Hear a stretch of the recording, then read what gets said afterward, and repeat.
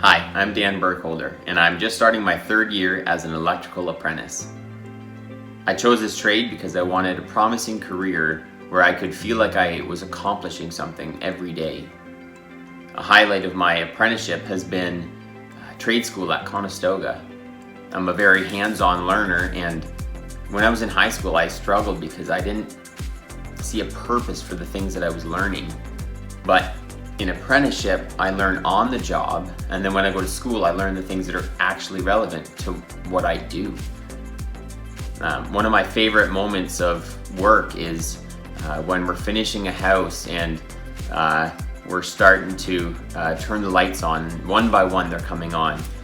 That moment just makes my heart skip a beat and puts a smile on my face every time. My career goal is to one day become a teacher. And I want to train apprentices.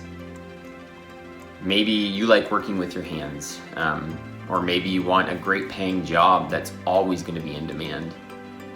Maybe you're the kind of person that likes the idea of having the option to work in a variety of fields, whether it be construction or maintenance, or it could be residential or commercial, industrial or agricultural.